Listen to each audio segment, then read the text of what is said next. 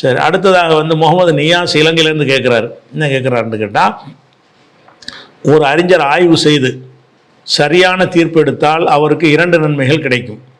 அவர் ஆய்வு செய்து தவறான தீர்ப்பை எடுத்தால் ஒரு நன்மை கிடைக்கும் என்று நபி ஸல்லல்லாஹு அலைஹி வஸல்லம் கூறியுள்ளார்கள். இப்போ என்னுடைய கேள்வி என்னவென்றால், இன்ன செயலுக்கு இன்ன தண்டனை கிடைப்பதாக சொல்லக்கூடிய ஒரு ஹதீஸை ஒரு அறிஞர் இஹ்லாஸான முறையில் ஆய்வு செய்து அந்த ஹதீஸை மறுக்கிறார் என்று வைத்துக்கொள்ளுங்கள். ஒரு ஹதீஸை ஆய்வு செய்கிறாரு, இந்த இந்த இது செஞ்சால் இந்த தண்டனைன்னு அந்த ஹதீஸ் வருது, ஆனால் சரியான ஹதீஸாக இல்லை அப்படின்னு சொல்லி ஆய்வு செஞ்சு மறுத்துடுறார். ஆனால் அந்த ஹதீஸ் அல்லாஹ்விடத்தில் சஹீஹாக உள்ளதுன்னு வைத்துக்கொள்ளும். அல்லாஹ்விடத்தில் இவர் மறுத்துடுறாராம், ஆனால் உண்மையில் வந்து அல்லாஹ்விடத்தில் சரியான ஹதீஸாக இருக்குது. அதே சமயம் அந்த ஹதீஸ் சொல்லப்பட்ட செயலை அந்த அறிஞர் செய்கிறார். இப்போ அந்த அறிஞருக்கு அந்த செயலை செய்ததுக்காக தண்டிக்கப்படுவாரா அப்படின்னு கேட்குறார். அதாவது ஒரு அறிஞரை ஒரு ஆய்வு செய்கிறாராம், ஆய்வு செஞ்சு இந்த செயல் தவறு என்று ஆய்வுக்கு அவருக்கு பட்டுருச்சு. ஆனால் என்ன செய்கிறார், அவர் நினைக்கிறாருன்னா நமக்கு தவறுன்னு படுது, ஒருவேளை அல்லாட்டது சரியாக இருக்கலாம்ல அப்படி நினைத்ததை செய்கிறார். செஞ்சிட்டாருன்னு சொன்னால் அவருக்கு அந்த செயலை வந்து அவருடைய நிலைமை என்ன அப்படின்னு கேட்குறாங்க. இப்போ உங்களுக்கு வந்து அந்த எந்த ஹதீஸை நீங்கள் ஆதாரமாட்டி கேட்குறீங்களோ அந்த ஹதீஸிலே அதுக்கு ஆன்சர் இருக்குது. என்ன ஆன்சர் இருக்குன்னு கேட்டால், அது புகாரில் வரக்கூடிய ஒரு ஹதீஸ் தான். எப்படி வருது, புகாரில் வந்து நீங்கள் எடுத்துக்காட்டின ஹதீஸ் 7352வது ஹதீஸில் வருகிறது.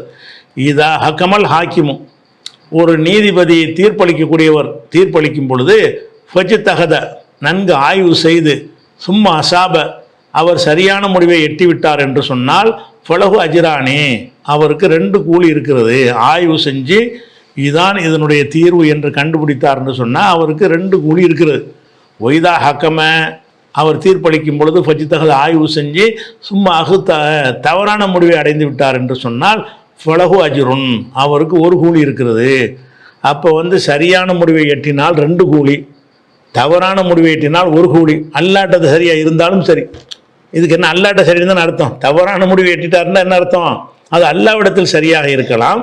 ஆனால் இவர் என்ன செஞ்சிடறாருன்னு கேட்டால் தவறுங்கிறார். மனோயிச்சை இப்படி சொல்ல ஆய்வு செஞ்சு சொல்கிறார். இவர் ஆய்வு செய்கிறாரு, இதுதான் இது வந்து ஹராம் தான் அப்படின்னு முடிவு எடுத்துடுறார். அல்லாட்டி நெசமாக ஹராம் இருக்குன்னு வைங்க, 2 கூலி. இல்லை ஹராம் இல்லைன்னு முடிவு எடுத்துடுறாரு, ஆனால் உண்மையில் ஹராமாக இருக்குது. இப்போ தப்பு செஞ்சிட்டார். இந்த தப்பு செஞ்சவருக்கு ரசூலுல்லாஹ் சொன்னது என்ன செய்கிறாங்கன்னு கேட்டால், அல்லாட்ட என்னவா இருக்குன்னு உனக்கு தெரியுமா, அது மறுமையெல்லாம் தெரிய போகுது. அல்லாட்ட சரியாக இருக்கக்கூடிய ஒரு விஷயத்தை நீ தப்புன்னு முடிவு எடுத்தாயானால், ஆய்வில் எடுத்தாயானால் உனக்கு ஒரு கூலி இருக்குன்னு தான் சொல்கிறாங்க. அப்போ நம்ம அதை செஞ்சாலும் தண்டனை கிடையாது. நம்ம ஒரு விஷயத்தை செய்கிறோம், தவறான முடிவு தான், ஆனால் தவறு என்பதற்காக நம்ம செய்யல, நம்ம ஆய்வு செஞ்சு எடுக்கிறோம். நம்ம ஆய்வு செஞ்சு பார்த்த வகையில் இது தவறு என்று தெரிகிறது, இது ஹராம் என்று தெரிகிறது, அல்ல ஒரு ஹலால் என்று தெரிகிறது. ஒரு ஹராம்னு எல்லாரும் சொல்கிறாங்க, நான் ஆய்வு செஞ்சு அதை ஹலால்னு நான் நினைக்கிறேன். நான் நிஜமாக உண்மையாக ஆய்வு செய்யணும். நான் அதை விரும்பி மனம் வச்சு இப்படி வளைச்சிடக்கூடாது. அதை ஆய்வுண்டா அர்த்தம் தானே. இஜித்தகதனால நல்லா கடுமையாக உழைக்கணும். கடுமையாக உழைத்து ஆய்வு செஞ்சு நம்ம ஒரு சரியான ஒரு முடிவு எடுக்க பாடுபடுறோம். அல்லாவிடத்திலும் சரியான முடிவாக இருக்கும் என்று சொன்னால் 2 கூலி கிடைக்கும். அல்லாவிடத்தில் அது சரியான முடிவாக இல்லை, தவறு தான், ஆனால் நீ தான் அதை சரின்னு நினச்சிருக்கிற அப்படின்னு இருந்தால் அல்லாஹ் தண்டிக்க மாட்டான், கூலி தருவான்னு இருக்குது. அதனால் குற்றம் வராது. வழங்குதா?